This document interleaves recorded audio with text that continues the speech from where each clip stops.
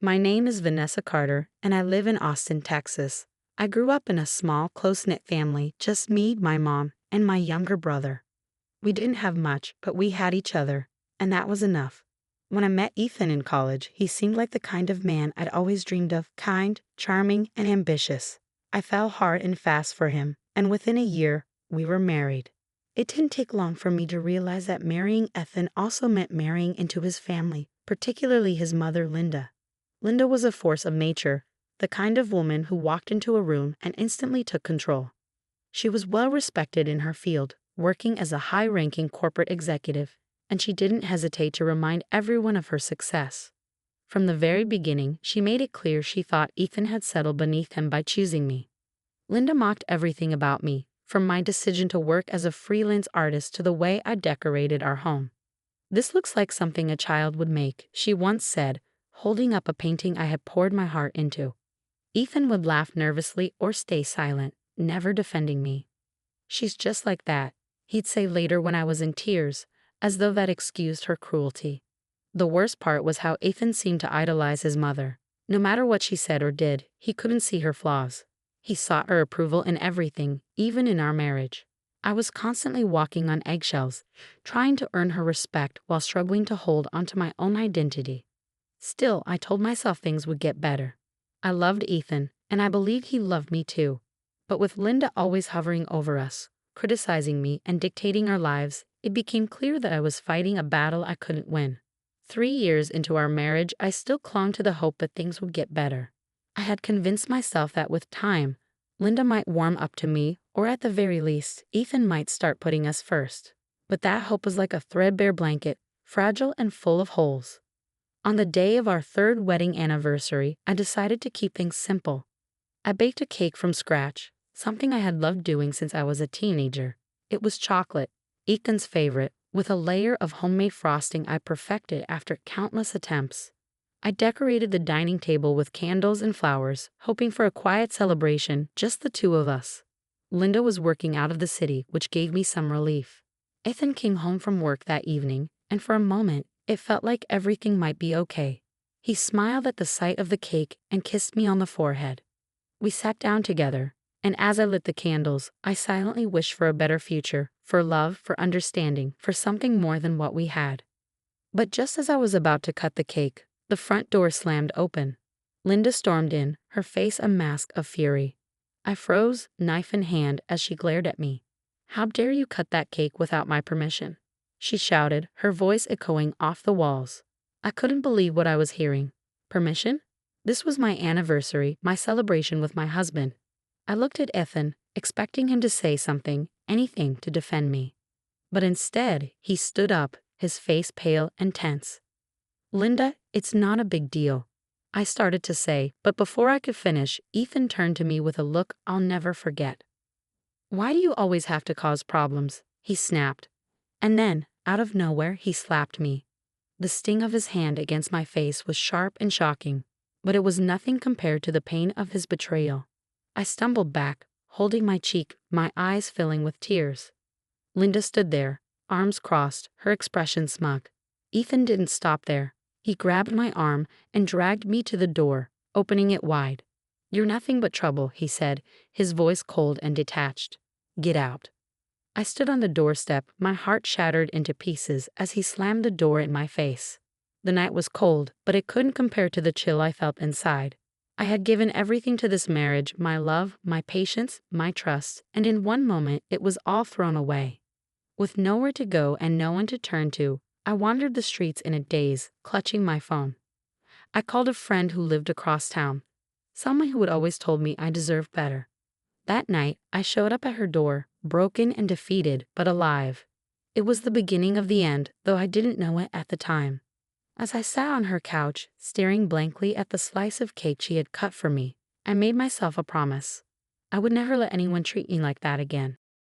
It had been 4 years since I left Ethan and his mother behind, and my life had transformed in ways I never thought possible. I had rebuilt myself from the ground up. I moved to Seattle, found a job that valued my creativity, and surrounded myself with people who celebrated my successes instead of tearing me down. My small apartment wasn't luxurious, but it was mine. a space filled with warmth, laughter, and peace. That's why seeing Ethan standing by my car in the parking lot of my apartment building felt like a ghost had walked out of my past. He looked different, thinner, worn down, with shadows under his eyes that hadn't been there before. For a moment, I just stared, unsure if I was imagining things. But then he called my name. Vanessa, wait. I hesitated. 1,000 emotions surged through me all at once. Shock, anger, confusion. But there was no missing the desperation in his voice. Against my better judgment, I stopped. What are you doing here? I asked, crossing my arms over my chest. I need to talk to you, he said, running a hand through his disheveled hair. It's about my mom. She's not doing well. Linda. Of course it was about her. I should have walked away right then, but something in me needed to hear him out. Maybe it was closure I was seeking, or maybe it was the last remnants of guilt I hadn't fully let go of. Vanessa, he continued, his tone softening, she's sick. She lost her job a year ago because of her health, and I've been trying to take care of her. But I lost my job too. We're behind on rent, and I don't know what else to do. I stared at him stunned. The mighty Linda, who had always seemed untouchable, was now vulnerable, and Ethan, who had stood by her side, letting her tear me down, was now the one begging for help. So, what do you want from me? I asked, keeping my voice steady despite the whirlwind of emotions brewing inside. I know things ended badly between us, he said, his eyes pleading. But you're doing well now. You've always been kind, Vanessa. I need a little help. Just enough to get back on my feet and take care of her. She's still my mom. Hearing him say those words made my stomach churn. Kind. That's what he thought of me, that I was kind enough to forget the years of pain, the insults, the betrayal. For a moment, guilt crept in. I remembered the nights I had prayed for someone to help me, to pull me out of the darkness. But then anger followed, sharp and searing. Where was this concern when I was the one suffering? Where was this desperation when his mother was mocking me, and he was standing silently by her side? Ethan, I said slowly, forcing myself to stay calm, do you remember our 3rd anniversary? He blinked, caught off guard by the question. What? Do you remember throwing me out of your house? Your house, I said, my voice growing firmer. Do you remember slapping me in front of her and letting her call me worthless? His face paled. Vanessa, that was years ago. I was under so much pressure. She what? Made you do it? Held a gun to your head? I interrupted, my voice sharp now. No, Ethan. You made a choice. Over and over again, you chose her. And now you expect me to swoop in and save you both. She's sick, he said weakly, as if that would be enough to sway me. I'm sorry for her illness, I said, and I meant it. No one deserved to suffer like that. But pity didn't mean I owed them anything. But I'm not your safety net. I'm not your wife anymore. You made sure of that. His face twisted into something ugly then. You're really going to let us suffer? After everything we've been through, you're just going to turn your back? God, Vanessa, you're selfish. Selfish. The word hung in the air for a moment before I burst out laughing. I couldn't help it. It was a bitter, ironic laugh that bubbled up from the deepest part of me. Selfish, I repeated, shaking my head. Ethan, do you even hear yourself? Do you know how many nights I cried myself to sleep because of you? How many times I begged you to stand up for me, only to be ignored? If protecting myself and my peace makes me selfish, then so be it. He opened his mouth to argue, but I held up a hand to stop him. This conversation is over. I'm not helping you, and if you ever show up here again, I'll call the police. I turned and walked away, my heart pounding but my head held high. For the first time, I wasn't the one apologizing or compromising. I was standing up for myself, and it felt incredible. As I closed the door to my apartment behind me, I took a deep breath, feeling lighter than I had in years. Ethan and Linda were no longer my burden to bear. I was free, and I wasn't looking back. That evening, after Ethan's unexpected visit, I sat by my window with a cup of tea in hand, watching the city lights flicker in the distance. The familiar ache of old wounds stirred within me, but it was quickly replaced by something stronger, relief. For years, I had let guilt, fear, and the weight of other people's expectations dictate my choices. I had spent so much time trying to prove my worth to people who were determined not to see it. But now, as the cool night air brushed against my face, I realized that chapter of my life was finally truly closed. The next morning, I met my best friend, Mia, at a cozy little cafe down the street. Mia had been my rock since I moved to Seattle, always cheering me on and reminding me of my strength.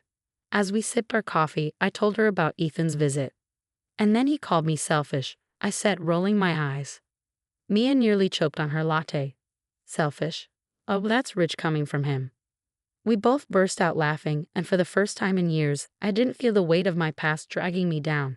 Instead, I felt proud of how far I had come, of the boundaries I had set, of the life I had built for myself.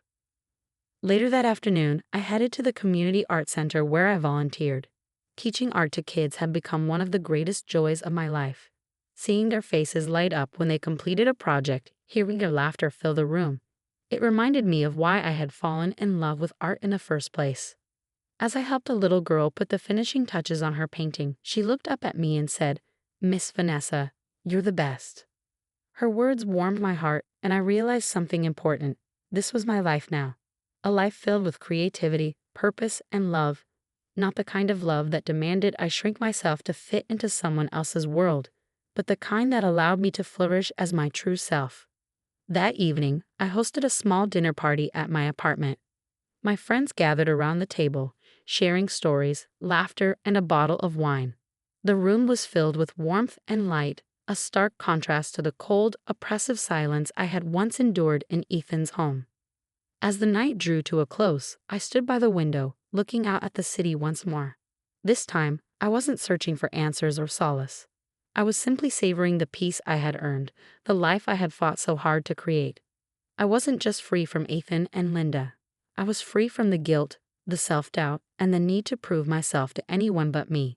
And in that freedom, I found the strength to keep moving forward, surrounded by love, laughter, and the endless possibilities of a brighter tomorrow.